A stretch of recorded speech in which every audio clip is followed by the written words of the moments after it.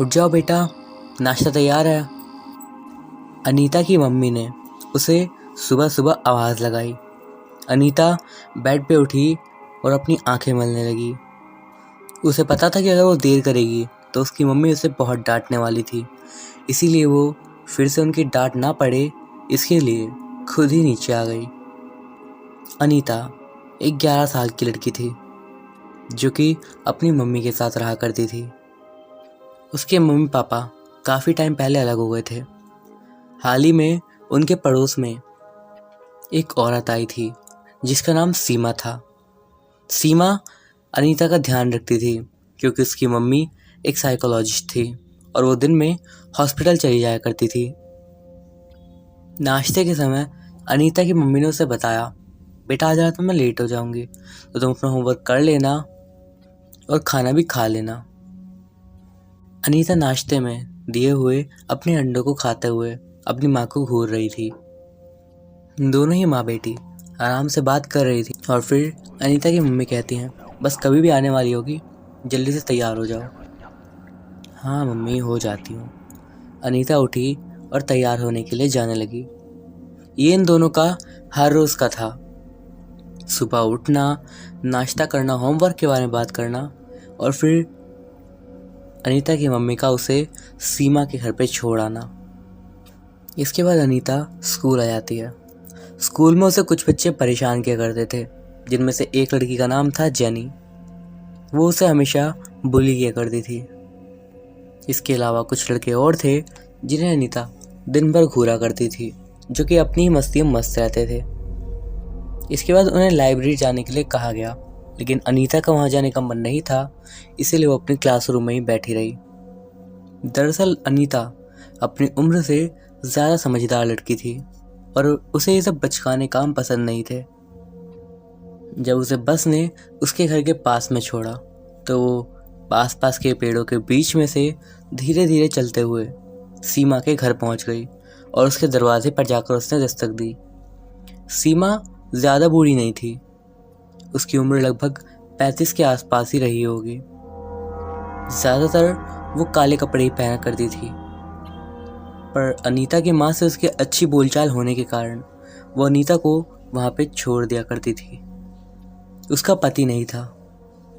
ऐसी कई सारी बातें थी जो कि सीमा को अजीब बनाती थी, लेकिन फिर भी सब कुछ चल रहा था। जब उसने दरवाज़ा खोला तो अनीता को एक अजीब सी स्मेल आई। कोई ऐसी स्मेल जो कि थोड़े बूढ़े लोगों में से आती है। जब वो अंदर गई तो अंदर काफ़ी ज़्यादा अंधेरा हो रखा था क्योंकि सीमा ने लाइट्स ऑफ कर रखी थी।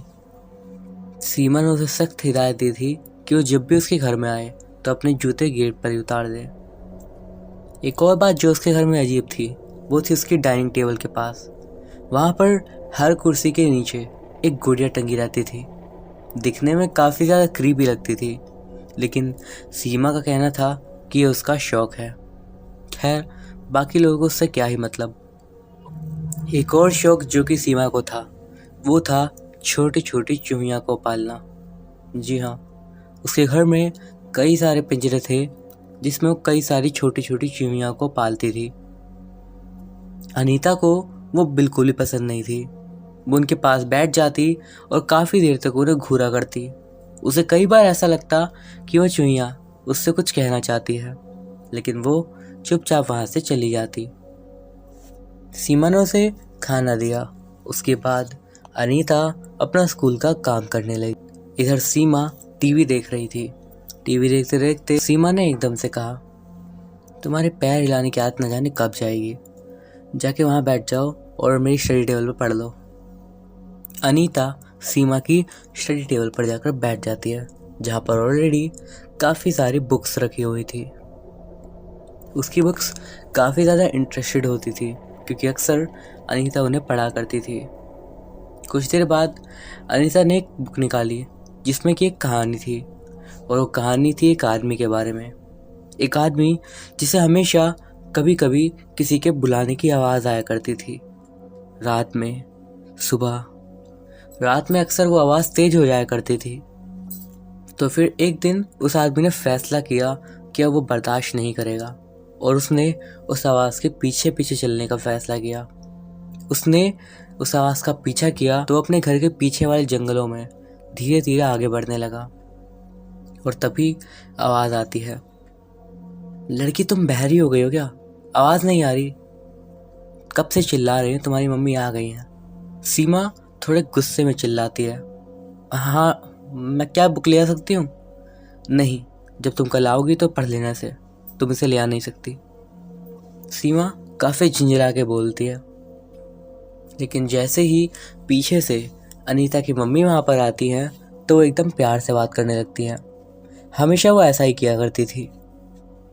इसके बाद अनीता अपनी मम्मी के साथ अपने घर वापस चली जाती है।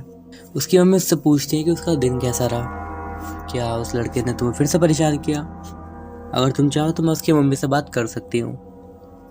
अनीता ने मना कर दिया और कहा, अभी नहीं, अगर ज़रूरत होगी तो मैं आपको बता दूंगी। अगला पूरा दिन भी अनीता के लिए बिल्कुल ही सेम रहा जैसे कि पिछला दिन था, और अगले दिन उसने वापस से अपनी कहानी को पढ़ना शुरू कर दिया। उस कहानी में अनीता ने आगे पढ़ा कि उस आदमी को जिसे वो आवाज़ें सुनाई दिया करती थी, उसकी लाश एक दिन जंगल वाले कुएं के अंदर मिली थी और कहा जाता है कि उसकी मौत उस आवाज़ की वजह से ही हुई थी। उस रात अनीता की मम्मी भी जल्दी घर आ गई थी और ये उनके लिए अच्छा मौका था कि वो अपनी बेटी के साथ टाइम स्पेंड कर लें। इसीलिए उन्होंने रेस्टोरेंट से खाना मंगवा लिया। इसके बाद दोनों माँ बेटी ने काफ़ी देर तक बातचीत करी। उसके बाद अनीता की मम्मी नहाने के लिए चली गई और अनीता अपने कमरे में आ गई। अपने कमरे में आकर वो टीवी पर हैरी पॉटर मूवी देखने लगी और ये उसकी फेवरेट मूवी थी। अनीता अपनी मूवी में मगन थी और मूवी देखने के बाद उसने टीवी बंद कर दिया। अभी वो बेड पर सीधी लेट गई थी और वो अपनी फिल्म की दुनिया में ही खोई हुई थी कि तभी उसे अचानक से अपने पैरों पर हल्की सी किसी की छुअन महसूस हुई। इतनी हल्की कि उसने शायद ध्यान भी नहीं दिया। थोड़ी देर बाद ऐसा एक बार फिर से होता है। उसे फिर से अपने पैरों पर किसी की छुअन महसूस होती है। इस बार अनीता एकदम से उठती है और देखने लगती है कि आखिर वहाँ पर क्या दिक्कत है। आखिर वहाँ पर क्या हो सकता है? कुछ भी नहीं, वहाँ कुछ भी नहीं था। इतने में अनीता की मम्मी की चिल्लाने की आवाज़ आती है, 1 मिनट में मैं ऊपर आऊँगी, अगर तुम सोई हुई नहीं मिली तो पिटोगी मेरे से। इसलिए अनीता चुपचाप अपने उस पैर वाली घटना को सोचती नहीं है और लेट जाती है। अगला दिन भी काफ़ी सेम था, लेकिन जब इस दिन अनीता सीमा के घर में गई तो सीमा कुछ उदास सी लग रही थी। अनीता ने उससे पूछने की भी कोशिश करी, लेकिन सीमा ने कुछ नहीं कहा और वो अपना टीवी देखने में लग गई। आज का दिन काफ़ी ज़्यादा अजीब था, जैसा रोज़ होता था उससे तो काफ़ी अजीब। सीमा ने आज मुश्किल से 2 या 3 शब्द अनीता से बोले होंगे। अनीता भी आज कहानी वहानी पढ़ने की बजाय चुपचाप एक कोने से सीमा को घूर रही थी। पता नहीं क्यों आज सीमा पहले से कुछ पतली दिख रही थी। शायद वो बीमार थी। वो सोच रही थी कहीं वो उसकी वजह से तो परेशान नहीं है। इसी तरीके से वो दिन बीत गया और रात में अनीता अपने घर आ गई। उस रात भी अनीता जब अपने बेड पर लेटी तो उसे अपने पैरों में एक बार फिर से किसी की छुअन महसूस हुई। इस बार एक ही बार में अनीता बेड पे से उठी और बेड के नीचे देखने लगी। वो अब भी सोचने लगी कि आखिर ये हुआ क्या। ये घटनाएं अगले लगभग 4-5 दिन तक जारी रहीं। हर रोज़ अनीता को ऐसा ही कुछ ना कुछ महसूस होता, लेकिन वो इस बात को अब इग्नोर करने लग गई थी। अब अगले कुछ दिन तक, चूँकि उसकी मम्मी हॉस्पिटल नहीं जाने वाली थी, इसीलिए अनीता का सीमा के घर आना जाना बंद हो गया था कुछ दिन के लिए। अनीता लेकिन जब फिर से सीमा के पास जाने लगी तो अब उसे उससे डर लगने लगा था, क्योंकि सीमा की बॉडी काफ़ी ज़्यादा चेंज हो गई थी। ऐसा लग रहा था कि वो एकदम पतली और उसके शरीर काफ़ी ज़्यादा अजीब होता जा रहा था। उसके चेहरे पर झुर्रियाँ बढ़ती जा रही थी। उसके बाल झड़ना शुरू हो गए थे। उसने अब टोपी भी लगाना शुरू कर दी थी। घर में भी वो एकदम से कपड़े से ढक कर रहा करती थी। जितनी देर अनीता उसके पास रहती वो दुआ करती कि बस जल्दी से अपने घर लौट जाए। तो एक रात ऐसे ही अनीता एक बार फिर से अपने कमरे में पढ़ रही थी। पढ़ने के बाद जब वो बेड पर आई तो उसे ऐसी आवाज़ आई जैसे कि कोई छत पर हो। उसने अपनी मम्मी को ऊपर बुला लिया और कहा ऊपर कोई है। उसकी मम्मी भी ये सोचकर थोड़ा हैरान हुई और छत पर जाकर देखने लगी, लेकिन वहाँ पर कोई भी नहीं था। उसकी मम्मी ने उससे बस इतना कहा, अगर तुम्हें फिर से कोई आवाज़ सुनाई दे तो मुझे बताना, अब तुम्हें सोने जाना चाहिए। अनीता ने अपनी मम्मी से पूछा क्या वो कल स्कूल की छुट्टी कर सकती है, लेकिन उसकी मम्मी ने साफ इनकार कर दिया। अब अनीता एक बार फिर से अपने बिस्तर पर लेटकर सोने की कोशिश करने लगी, लेकिन अब उसे एक बार फिर से आवाज़ सुनाई दी और इस बार उसके कमरे में रखी हुई अलमारी के बिल्कुल साइड में से। अनीता फ़ौरन से बेड से उठी और उसने लाइट्स ऑन कर ली और बेड पे से उठकर देखने लगी कि उसे कुछ मिलता है या फिर कोई दिखता है तो। लेकिन इससे कोई फ़र्क नहीं पड़ता वो क्या करती, उसे ना कुछ दिखता और ना ही कुछ और पता लगता। अब वो काफ़ी ज़्यादा परेशान हो गई थी, तो उसने फिर से अपनी मम्मी को बुला लिया और अपनी मम्मी को बताया कि उसे बार बार एक आवाज़ सुनाई दे रही है। उसकी मम्मी को लग रहा था कि वो शायद कल की छुट्टी मारने के लिए बहाना दे रही है, लेकिन इस पर अनीता ज़ोर से चिल्लाई, मुझे स्कूल की छुट्टी नहीं चाहिए, लेकिन मैं आपसे कह रही हूँ कि यहाँ पे कोई है जिसकी आवाज़ मुझे बार बार तंग कर रही है। इस पे अनीता की मम्मी कहती हैं, हो सकता है कोई छोटा सा चूहा हो या फिर कुछ और, ये तुम्हें चोट नहीं पहुँचाएगा, और अगर ये चूहा ही है तो कल मैं यहाँ पर चूहेदानी लगा दूँगी जिससे वो पकड़ा जाएगा, तो प्लीज़ जाकर तुम सो जाओ। इतने में अनीता भी समझ गई थी कि उसकी मम्मी उसकी बात को नहीं समझ रही हैं। वो इतनी परेशान हो गई थी कि अब वो फिर से सो भी नहीं पा रही थी। वो बस लेट कर यही सब सोच रही थी कि आखिर क्या हो रहा है। आजकल सीमा आंटी का व्यवहार काफ़ी ज़्यादा चेंज है, उनका शरीर पूरा बदल गया है और ऊपर से उसके कमरे में आती है अजीब सी आवाज़। लेकिन तभी उसे अचानक से अपने बेड के नीचे से साफ साफ एक आवाज़ सुनाई दी। अनीता ने तुरंत अपने बेड पे से साइड में रखी हुई अपनी फ्लैशलाइट उठाई और उसे जलाकर बेड के नीचे देखने लगी। उसके पैर मुश्किल से ज़मीन को छुए भी होंगे कि एक चीज़ ने आकर उसके पैरों को उसके एड़ी के ऊपर वाले हिस्से से पकड़कर एक झटके में अंदर की ओर खींच लिया। ये सब इतनी ज़्यादा जल्दी में हुआ कि बेचारी अनीता चीख भी नहीं पाई और उसके बाद बस शांति छा गई। अगली सुबह अनीता की मम्मी उसे उठाने के लिए आई और उन्होंने देखा कि उनकी बेटी गायब है। थोड़ी देर तक वेट करने के बाद भी जब वो कहीं नहीं दिखी तो वो परेशान हो गई और वो इधर उधर उसे ढूंढने लगी। उन्होंने ये बात सीमा को भी बता दी, लेकिन सीमा ने कहा कि मुझे कुछ आइडिया नहीं है इस बारे में और अगर उन्हें कुछ पता लगेगा तो वो ज़रूर बताएंगी। अनीता की मम्मी काफ़ी ज़्यादा परेशान हो गई थी। लगभग इस घटना के 2 से 3 घंटे बाद इस केस में पुलिस को भी बुला लिया गया। पुलिस भी अपनी जांच करने लगी। उन लोगों ने अनीता का पूरा कमरा छाना, वहाँ पर किसी के भी फिंगरप्रिंट्स नहीं मिले सिवाय अनीता और उसकी मम्मी के। इसके बाद पूछताछ के लिए पुलिस वाले सीमा के घर पे भी गए। सीमा आज दिखने में काफ़ी ज़्यादा सुंदर लग रही थी और उसने पुलिस वालों से बातचीत करी। आज वो पहले से कई ज़्यादा जवान और सुंदर दिख रही थी। उसके बाल जो कि कुछ दिन पहले तक झड़ रहे थे अब एकदम काले, एकदम घने थे। लेकिन क्योंकि पुलिस वालों ने उसे 2 दिन पहले तक नहीं देखा था तो वो नहीं बता सकते थे कि उसके शरीर में कितना फ़र्क आ गया है। पुलिस वाले ये कभी नहीं जान सकते थे कि उसके घर में एक चूहेदानी में एक छोटी सी चूहिया बैठी हुई है।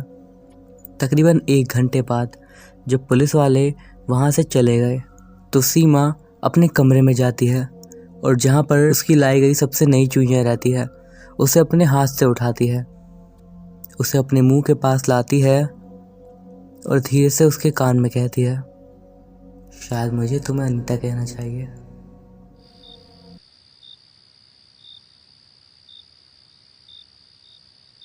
इंडिया एक ऐसी जगह जहाँ पर काली जादू का प्रयोग बहुत ही ज़्यादा है और अगर आप बंगाल साइड में चले जाओगे तो इसका प्रयोग और भी ज़्यादा किया जाता है वहाँ पर। काली विद्या से पैसा, पावर, हर चीज़ आप पा सकते हो। पैसा और पावर पाने के लिए दो रास्ते होते हैं, एक सही और एक गलत। लेकिन अच्छा दिखने के लिए या फिर जवान रहने के लिए कोई तरीका नहीं होता। हो सकता है आपने भी सुना हो, जो जीनी भी होते हैं वो भी इन दो विशेष को पूरा करने की शक्ति नहीं रखते हैं। एक मरे हुए को जिंदा करना और दूसरी किसी को अपने वश में करना। तो मेरा जो दोस्त था, मैं उसके गांव का नाम नहीं बता सकता, उसने बताया कि उसके गांव में ये सब चीज़ें बहुत ही आम थी और वहाँ पर काली पूजा बहुत ज़्यादा होती थी। मान लेते हैं उस लड़के का नाम सनौल था। सनौल ने बचपन से ही ऐसी ही कहानियाँ बहुत ज़्यादा सुनी थी। जादू, भूत पिशाच, तांत्रिक और ओकल्ट्स, बहुत ज़्यादा स्टोरीज़ वहाँ पर इस तरीके की चलती रहती थी। उसने अपनी ऐसी कई सारी घटनाएं मुझे बता रखी हैं, जिनमें से जो कहानी मैं अभी आपको बता रहा हूँ ये उसके दादाजी ने उसे बताई थी। तो सनौल के गांव से और कुछ दूरी पर एक शहर था, या फिर यूँ कहें एक कस्बा, और उसके बीच में था एक बहुत ही घना जंगल, जहाँ पर रात के समय कोई मुश्किल से ही जाता था। उस टाइम पर सनौल के गांव में एक लड़का था जो कि काली विद्या सीखना चाहता था। ऐसी विद्या जिससे वो किसी की जान भी ले सके लेकिन किसी को शक ना हो उस पर। इसीलिए वो कुछ तांत्रिकों के पास गया और उनसे बात करी। उन तांत्रिकों ने उसकी मदद भी करी, लेकिन उसके सामने शर्त रख दी कि अगर वो अपनी विद्या उसे सिखाएंगे तो अगले 10 साल तक उनका गुलाम बन के रहेगा। उस लड़के ने तुरंत हामी भर दी। इसके बाद उन तांत्रिकों ने उसे कुछ मंत्र बताए, एक पूजा भी दी थी और वो रस्म सिखाई जिसकी वजह से वो इन सारी विद्याओं को प्राप्त कर सकता था। कहते हैं कि उन तांत्रिकों ने जो रस्म उसे सिखाई थी उससे वो किसी पिशाच या फिर पिशाचिनी को बुला सकता था। मैं आपको कहानी में आगे बता दूंगा कि ये होते क्या है। खैर, लड़के को यकीन था कि अब वो पूरी तरीके से निपुण हो गया है और अब गांव के लोगों को अक्सर वो शमशान घाट पे या फिर जंगल वाली रोड पर अकेला रात में घूमता हुआ दिख जाता था। वो रस्म क्या थी ये तो किसी को अच्छे से पता नहीं लग पाया, लेकिन ये सब चीज़ें 1 साल तक लगातार चलती रहीं। ये लड़का समय के साथ एकदम पागल सा हो गया। लगभग 1 साल बाद ये लड़का अपने घर लौट गया, जहाँ पर इसकी बूढ़ी माँ और बाकी लोग इससे मिलने के लिए आए। ज़्यादातर वो एकदम चुपचाप बैठा रहता और किसी से भी ज़्यादा बातें नहीं करता। आसपास के लोगों ने उसकी माँ से यही कहा कि वो किसी बाबा की मदद लें, क्योंकि उसके ऊपर किसी शैतानी शक्ति का साया लग रहा था। चीज़ें ठीक ठाक ही चल रही थी जब तक उस लड़के ने रात में घुर्राना चालू नहीं कर दिया। वो लड़का रात में एकदम से उठता और घर के बाहर जाकर तेज आवाज़ में घुर्राने लगता। इस घटना से कई लोग डर गए थे। अगली सुबह लोग उससे मिलने के लिए आए कि आखिर हुआ क्या है, और जो उन्होंने देखा उन्हें देखकर उन लोगों की रूह कांप गई थी। उन्होंने देखा कि उसके घर के बाहर बिल्कुल सड़ी हुई हालत में कुछ जानवरों की लाश पड़ी हुई थी, जैसे कि कुत्ते, बिल्ली, छोटे से मुर्गे। इन सभी का खून और काफ़ी अंदर के अंग इधर उधर पड़े हुए थे। बात करें उस लड़के की तो एक कमरे के कोने में वो लड़का बैठा हुआ था और वो लोगों को देखकर घुर्रा रहा था। लोगों ने इस नज़ारे को देखते के साथ ही एक बाबा को वहाँ पर बुला लिया और उस बाबा ने आते के साथ ही कह दिया कि इसके अंदर एक बुरी आत्मा फंसी हुई है, इसीलिए उसे रस्में करनी पड़ेंगी। उन बाबा ने उस लड़के को मोर के पत्ते की झाड़ू से मारना शुरू कर दिया। वो लड़का बहुत तेज चिल्लाता और बहुत तेज घुर्राता। वो अपने ही आप को अपने नाखूनों से खरोच देता। उसकी शरीर से खून निकलने लग गया था। रात को उसके कमरों से अलग ही आवाज़ आती थी। ऐसा लगता कि वो 2 अलग अलग लोगों की आवाज़ में बात करता। लड़का कहता, मुझे जाने दो, मैं किसी से कुछ नहीं चाहता। लेकिन जो दूसरी आवाज़ थी और जो कि काफ़ी भारी थी, वो कहती थी, नहीं, तुम्हें चाहते हो, मैंने तुम्हें सब कुछ दिया है, मैं भूखी हूँ और मुझे खून चाहिए। अब वो लड़का दिन पर दिन पतला होता चला गया क्योंकि वो कुछ खाना नहीं खा रहा था। लेकिन कुछ और बुरी चीज़ें थीं जो कि उसके अड़ोस पड़ोस में हो रही थी, और वो थी अकाल मृत्यु। उसके आसपास कई लोगों की मौत हो रही थी और गांव के लोग ये सब चीज़ें सहने वाले नहीं थे। बाद में निर्णय लिया गया कि उस लड़की के ऊपर पिशाच आया हुआ है, तो उसे या तो मारना पड़ेगा या फिर उसे इस गांव से निकालना पड़ेगा। हुआ भी कुछ ऐसा ही। वो लड़का अब गांव के जंगलों में भटकता था। उसके दादाजी एक बार जंगल की दूसरी तरफ से वापस आ रहे थे कि उन्हें कुछ जानवरों के चिल्लाने की आवाज़ आई। वो उन जानवरों की मदद करने के लिए आगे बढ़ गए और जैसे जैसे उस जगह के करीब जा रहे थे, उन्हें किसी चीज़ के घुर्राने की आवाज़ आ रही थी। जब वो उस जगह पर पहुंचे तो उन्होंने देखा वो लड़का मिट्टी के बने एक दलदल के पास बैठा हुआ था और उसके हाथ में एक बड़ा सा सफ़ेद पक्षी था जिसे उसने बस अभी पकड़ा था। उस लड़के के शरीर से खून निकल रहा था। उसके शरीर से सारे बाल उतर गए थे। उसकी स्किन भी बहुत पतली हो गई थी, यहाँ तक कि उसकी हड्डियाँ भी दिख रही थी। ना तो अब वो खड़ा हो सकता था, ना ही वह चल सकता था। इसीलिए वो अपने चारों पैरों से धीरे धीरे आगे बढ़ रहा था। जब उसके दादा ने उसको इस हालत में देखा, वो बहुत ही ज़्यादा डर गए और सीधा अपने घर चले गए और उन्होंने ये बात अपने एक दोस्त को बताई। इसके बाद उस आदमी ने बताया उस लड़के ने ज़रूर अपने ऊपर किसी पिशाच को बुलाया होगा। पिशाच मरी हुई आत्माएं होती हैं जो कि लोगों के शरीर पर कब्जा कर लेती हैं। ज़्यादातर ये खून की प्यासी होती हैं और घर में बुरी किस्मत और बीमारियां लेकर आती हैं। जिसके ऊपर पिशाच आ जाए उसे या तो अपने से बहुत दूर कर देना होगा या तो उसे मार देना होगा। वो लड़का अब भी गांव में कई जगहों पर दिखता रहता, कभी कभी किसी की छत पर बैठा हुआ तो कभी किसी तालाब के किनारे। ये चीज़ें हमेशा से होती आई हैं, लेकिन अब क्योंकि हम पढ़े लिखे हो गए हैं, हम कहते हैं कि ये सभी लोग दिमागी रूप से बीमार हैं। लेकिन कुछ लोग अभी भी इन चीज़ों पे यकीन करते हैं। लेकिन ये आपके ऊपर है कि आप क्या मानोगे, दिमाग की बीमारी या फिर पिशाच। ये तो थी हमारी आज की पहली घटना। हम बढ़ते हैं अगली घटना की ओर। कुछ अनजान रहस्यों और कुछ अनजान मौतों के कारण मेरे घर के पास वाली एक बिल्डिंग को आसपास के लोगों ने हॉन्टेड कहना शुरू कर दिया। खासतौर पे हाल ही में हुई 2 घटनाओं के बाद 705 नंबर में सुसाइड और 501 वाली आंटी का जल के मरना। इन दोनों घटनाओं के बाद ये चीज़ें और ज़्यादा बढ़ गईं। 50 साल की वो आंटी अपने घर में खाना बना रही थी जब उनके पल्लू में आग लग गई और एक 27 साल की लड़की उस बिल्डिंग की छत से नीचे कूद गई। लेकिन उसकी वजह क्या थी ये किसी को नहीं पता। आसपास के लोग हमेशा से ही कहते कि रात के समय उन्हें बिल्डिंग की छत पर एक लड़की चलते हुए दिखाई देती है। बिल्डिंग का जो ओनर था उसने इस जगह को ताकि लोग आसपास आ ना सकें इसीलिए वहाँ पर वॉचमैन लगवाया। लेकिन वो वॉचमैन 3-4 दिन ड्यूटी करने के बाद वहाँ से भाग गए क्योंकि उन्हें रात में किसी लड़की के रोने की आवाज़ आती थी।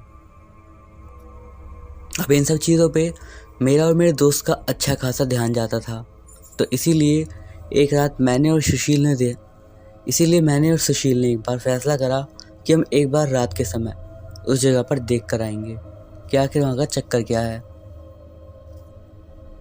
तो कुछ देर तक बियर पीने के बाद और एक दूसरे को अपनी बनाई हुई झूठी भूतिया कहानी बताने के बाद हम दोनों ने ही उस बिल्डिंग में जाने का फैसला कर लिया। हम दोनों ने एक दूसरे को डेयर दिया और ऐसा भी कहा कि हम दोनों फट्टू हैं। जल्द ही हम उस बिल्डिंग के गेट के पास पहुंच गए जो कि दिखने में ही काफ़ी ज़्यादा भयानक सी लग रही थी। हमारे दिमाग में एक दूसरा विचार भी आया, घर जाने का। बिल्डिंग के 2 हिस्से थे, एक लेफ्ट विंग और एक राइट विंग। दोनों ओर ही जाने के लिए सीढ़ियाँ बनी हुई थी। पूरी बिल्डिंग क्योंकि अब सुनसान थी, इसीलिए वहाँ पर कोई भी लाइट नहीं जल रही थी। रात के 1:30 बजे का समय था। ऊपर के कुछ खुले खिड़की और दरवाजे हमें दिख रहे थे, जिन्हें देखकर ऐसा लग रहा था मानो वहाँ से कोई हमारी ओर देख रहा हो और वो हमारे ही इंतज़ार में घात लगाए ऊपर बैठा हो। मैंने सुशील को देखा और सोचा, इसके सामने फट्टू बनने से अच्छा है थोड़ी देर ऊपर ही चला जाऊँ, जो होगा देखा जाएगा। हमने अपनी अपनी सिगरेट जलाई और उसे फूंकने लगे और बारिश को देखने लगे। और इसी के साथ सुशील ने एकदम कॉन्फिडेंस के साथ कहा, चल देखते हैं क्या है। मैंने उसे थोड़े घबराए हुए भाव के साथ देखा और वो मेरे को देखकर हंसने लगा। और उसके बाद हम धीरे धीरे फर्स्ट फ्लोर पर पहुंच गए। अब हमारे सामने बिल्कुल ऐसा ही मंजर था जैसे ही किसी भी नॉर्मल बिल्डिंग में होता है। हमारे लेफ्ट और राइट में रूम्स थे और ऊपर और नीचे जाने के लिए रास्ता था। सुशील और मैं कुछ कमरों में भी जाकर देख रहे थे कि आखिर वहाँ की हालत कैसी है, लेकिन कमरों की हालत बहुत ज़्यादा डरावनी थी क्योंकि वहाँ पर अंधेरा हद से ज़्यादा था और वहाँ पे कुछ भी नहीं दिख रहा था। फिर भी सुशील अंदर तक जाकर देख रहा था। सब कुछ बिल्कुल ठीक ठाक ही चल रहा था जब तक सुशील और मैं 5th फ्लोर पर नहीं पहुँचे, क्योंकि 5th फ्लोर पर ही था फ्लैट नंबर 501। हम दोनों ऐसे थे तो नशे में ही, इसलिए पागलपंती हमारी जारी ही थी। 501 का दरवाज़ा खोलते ही सुशील धीरे से अंदर चला गया। भले वो कितना बहादुर बन रहा था, लेकिन उसे देखकर साफ पता लग रहा था कि डर तो उसे भी लग रहा है। बिल्कुल फिल्मों वाले स्टाइल में उसने थोड़ा गुर्राते हुए कहा, अगर यहाँ पे कोई है तो मेरे सामने आ जाओ। लेकिन ये बात मुझे बिल्कुल भी अच्छी नहीं लगी और मैंने फ़ौरन उस पर चिल्लाया, इस तरह मत करो, उसने तुम्हें कुछ परेशान नहीं करा है। अगर वो यहाँ पर सही में होगी तो तुम्हें पता लग जाएगा। मैंने अभी बस ये कहा ही था कि हमें ज़मीन पर किसी चीज़ के चलने की आवाज़ आने लगी और हमारे दिल की धड़कन एकदम बैठ सी गई। ये क्या था? सुशील ने एकदम धीमी आवाज़ में कहा, चूहा या कुछ और? सुशील ने फ़ौरन उस तरफ अपनी टॉर्च मारी और देखने लगा। सब कुछ शांत सा था। चलो अब घर चलते हैं सुशील, मैंने थोड़ी धीमी आवाज़ में कहा। अभी नहीं, ऊपर जाएंगे छत पे और सुट्टा मारेंगे, फिर घर जाएंगे। उसने मुझे एकदम अजीब तरीके से देखते हुए बोला। अब मुझे उसके साथ जाना ही पड़ता क्योंकि मैं यहाँ से नीचे भी अकेला नहीं जा सकता था। धीरे धीरे हम 7th फ्लोर पर आ गए थे और मेरे ख्याल से अभी हमें 3 फ्लोर और ऊपर जाना था छत के लिए। और तभी मेरे दिमाग में पता नहीं क्यों आया कि मैं नीचे की ओर देखने लगा, जहाँ पर 5th फ्लोर से हम आए थे। और जैसे ही मैंने देखा, मुझे बहुत ज़्यादा डर लगने लगा क्योंकि मुझे वहाँ से अब पीले रंग की रोशनी दिखाई दे रही थी, जो कि इस बात का सबूत था कि शायद उस जगह पर आग लग रही थी। मैंने फ़ौरन सुशील को आवाज़ लगाई और कहा, नीचे देखो, लेकिन अंधेरा बहुत ज़्यादा था। और जैसे ही सुशील ने पीछे मुड़कर देखा, वहाँ पे कुछ भी नहीं था। ये सब सिर्फ मेरा वहम था या फिर कुछ और, मैं यही सोच रहा था और एकदम चुपचाप उसके पीछे पीछे चलने लगा। आखिरकार हम छत पर पहुँच ही गए। छत पर पहुँचकर हमें लगा कि शायद अब इस जगह पर कुछ नहीं होगा। अब सुशील ने मेरी ओर सिगरेट की डिब्बी बढ़ाते हुए कहा, ले फट्टू। हमने उस जगह पर एक बैठने की जगह देखी और वहाँ पर जाकर बैठ गए। खैर ऐसी कोई जगह तो नहीं थी क्योंकि हर जगह बारिश की वजह से गीली हो गई थी, इसलिए हम भी हल्के हल्के गीले हो गए थे। लेकिन मेरे को अच्छा भी लग रहा था कि आखिरकार हमने एक बहादुरी का काम करा, इस जगह को आकर देखा इस समय पर। मैं पीछे मुड़कर सुशील को बोलने ही वाला था कि आइडिया तो काम कर गया, लेकिन जैसे ही मैं पीछे मुड़ा, मेरे दिल की धड़कन एकदम रुक सी गई। मैं एकदम जम सा गया उस जगह पर। सुशील ने मेरे को ऐसे देखा और तुरंत पूछा, क्या हुआ बे? मैं बस देखे ही जा रहा था क्योंकि मुझे सुशील के पीछे दिख रही थी एक लड़की जो कि बिल्कुल किनारे पे ही खड़ी थी।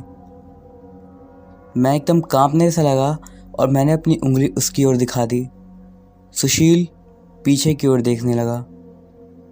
अब जैसे ही सुशील ने पीछे की ओर देखा, वो लड़की फौरन भागते हुए सीधा छत से नीचे कूद गई। हम दोनों बहुत ज़ोर से चिल्लाए और सीधा भागकर उधर की ओर देखे, लेकिन वहाँ पर नीचे कुछ भी नहीं था।